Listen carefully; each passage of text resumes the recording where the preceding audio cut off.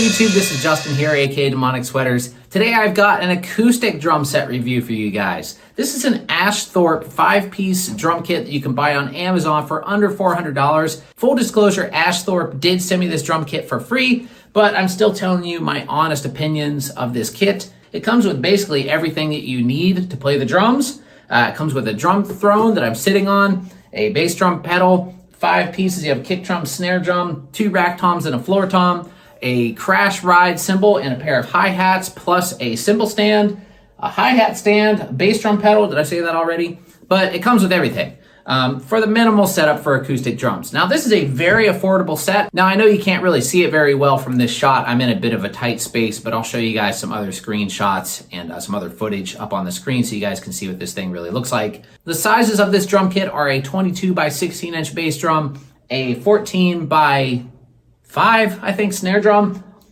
8 by 12 rack tom, 9 by 13 inch rack tom, and a 16 by 16 inch floor tom. So it's pretty darn big. It's got some big, powerful toms on it. The shells look like to me that they're probably all poplar, but I'm not 100% sure. But just the color of them, you know, I'm pretty familiar with drum wood types, and they do look like poplar to me. The cymbals are brass. They're beginner cymbals. However, this crash ride cymbal actually has quite a good ping to it. I was very surprised at that, being a brass cymbal and a pretty nice bell. And really, the hi-hats are not bad at all. Overall, I am actually quite impressed with the sound quality of this drum kit for what you pay and the build quality. Now, I will say that I recently just picked up a PDP Encore set from Guitar Center, which is an entry-level kit as well, but it's quite a bit more expensive than this one at $500. It's kind of the same kind of package. It comes with basically all the same stuff.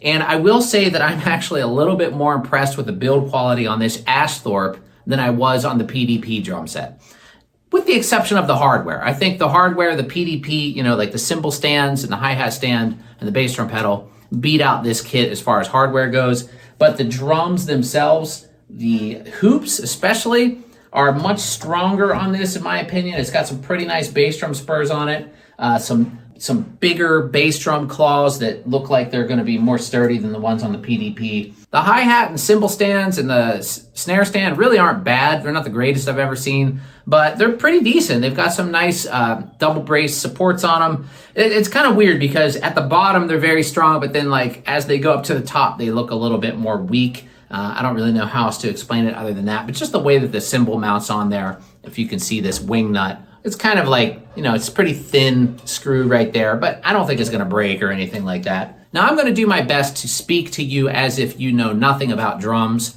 from this point forward. I don't know if I was doing that before, but, you know, I know a lot of people who are watching this are probably new to drums, and, you know, so I'm just going to try to go, you know, as basic as I can on this for those of you that don't know anything about drums. So you may be wondering why I have tape on the heads here. Now, this is just something you could do to kind of dial in a sound that you're going for. And this has nothing to do with the quality of the drums. People do this even on high quality, you know, very expensive drum kits.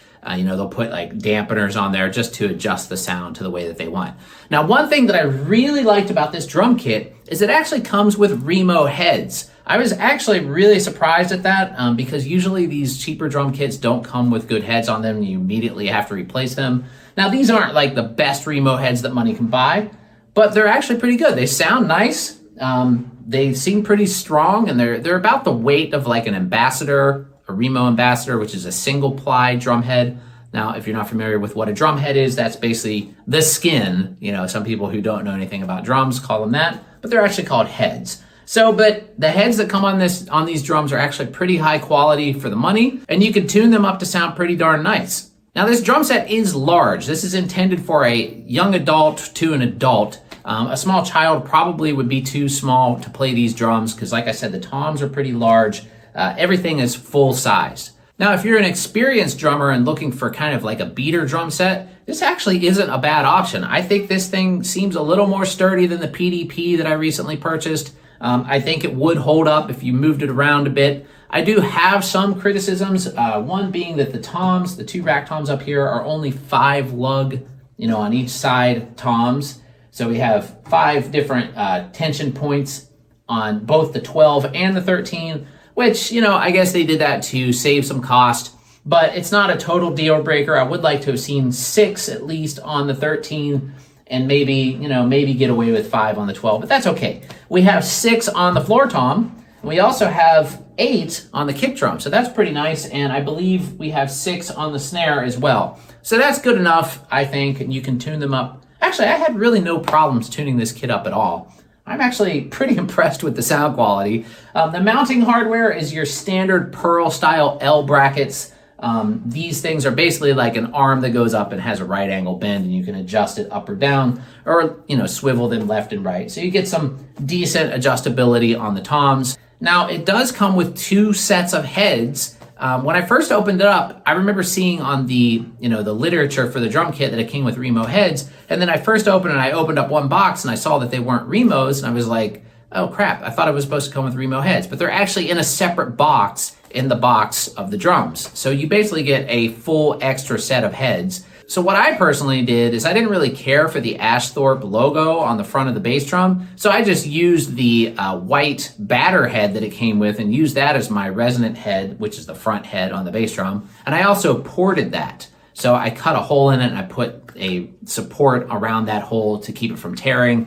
And the reason why people do that, if you're not familiar with drums, is just so you can stick a microphone in there. Now, I did make a completely separate video of how to assemble this drum kit, and I'm going to post that as a separate post. So just check the link down below. I'll link it up in this video. And if it's not there yet, it will be there shortly. Now, as you saw in the beginning, what it comes with sounds just fine. It's a little bit minimal, but it'll get the job done, and it's really decent for what it is. Now, this drum kit is also very easy to upgrade. You can easily replace the cymbals with higher quality ones, add a crash over here, or maybe even another cymbal. So I went ahead and brought some higher quality cymbals and another cymbal stand, and I'm gonna set those up, and then we'll hear what this baby can sound like with some decent cymbals on it.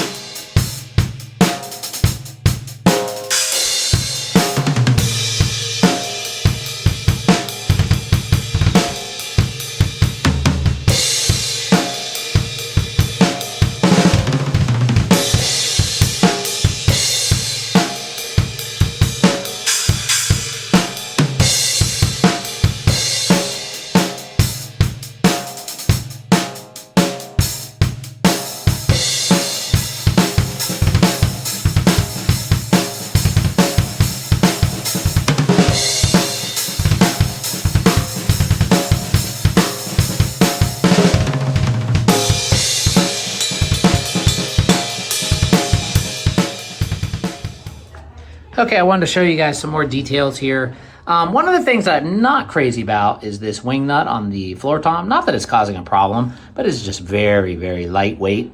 And I would think that that's probably not gonna last if you over tighten it. So I would be careful with that. It's, like I said, it's not bad, but what can you expect for a very inexpensive drum kit? That is one thing that I think was better on the PDP, was that.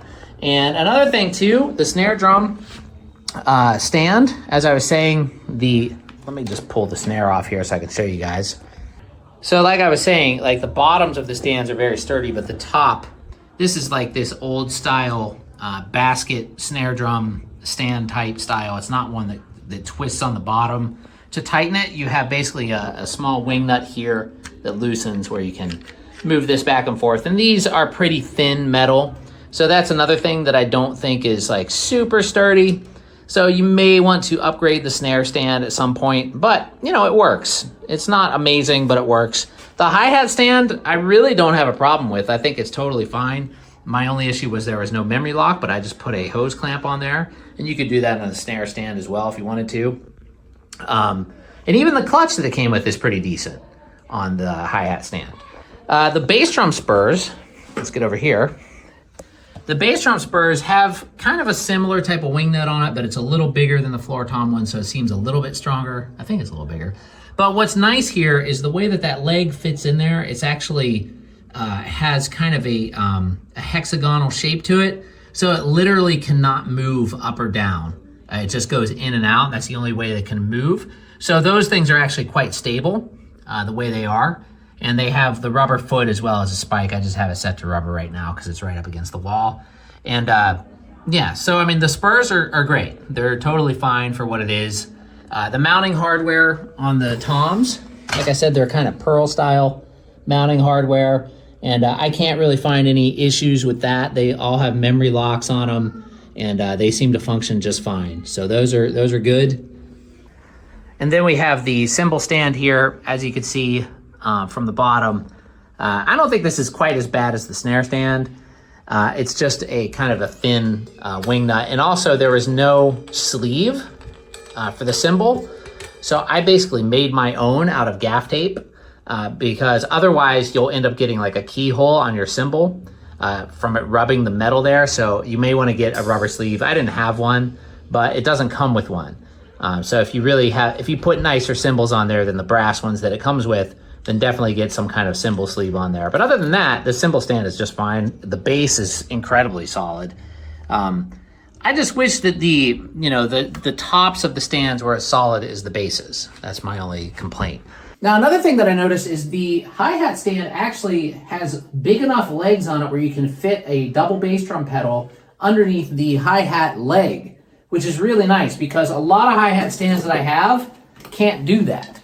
So that actually is kind of important, actually. If you play double bass, you don't have to buy another hi-hat stand. A double bass drum pedal will just fit right under there, and it's totally playable the way it is. And here's a close-up of the finish. It looks really nice. And this is actually a metal badge. It's not a sticker. It's screwed in. If you look really close there, it's screwed into the shell. So that's pretty cool. Ambient series is what they go by. The strainer, the throw-off on the snare drum, is one of these type of throw-offs where it kind of goes out like that.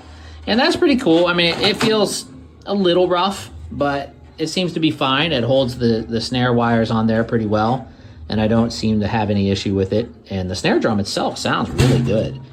All the drums, like I said, they sound really nice. I was very impressed with the sound of these UT heads, and I was banging on this for a while, and I didn't get any dents. There's marks on there from hitting them, but that's pretty common. And I haven't dented them at all, and I was playing pretty hard. So that's pretty nice.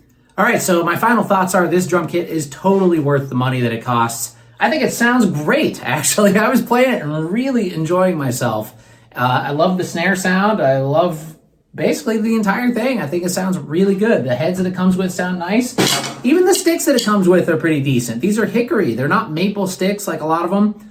So they feel pretty good. They have kind of a really strangely small tip on them though, but it doesn't sound bad. They're free, so the throne isn't that bad. It's very lightweight. I didn't really show you that up close. Here it is. It's one of these kind with the screw that goes through the middle, and I actually like that because then it can't slide up and down when you're sitting on it. Well, it never slides up, but it can't slide down when you're sitting on it. Now, the one thing that I forgot to mention, which is why I'm cutting in here right now, is my thoughts on the bass drum pedal that it comes with. Now, the bass drum pedal is definitely the weakest point of this entire kit, I would say. Though it doesn't feel absolutely awful, it's playable, but the beater doesn't really go out like as long as I would like it to go out, and it's a little bit, just kind of mushy feeling. It'll get the job done if that's all you have, but I highly recommend just ordering a better bass drum pedal as soon as you get this thing, if you can. Tama makes a really good affordable one. I'll post a link down below, and Mapex and some other ones. There's some other good deals out there too, which will be leagues better than this pedal that it comes with. But, if that's all you have, it will definitely work. So I just wanted to cut in here and let you guys know my thoughts on that. So anyway, thanks for watching, everybody. I think the Ashthorpe drum kit here is a really nice buy. Anyway, thanks for watching. Have a great day.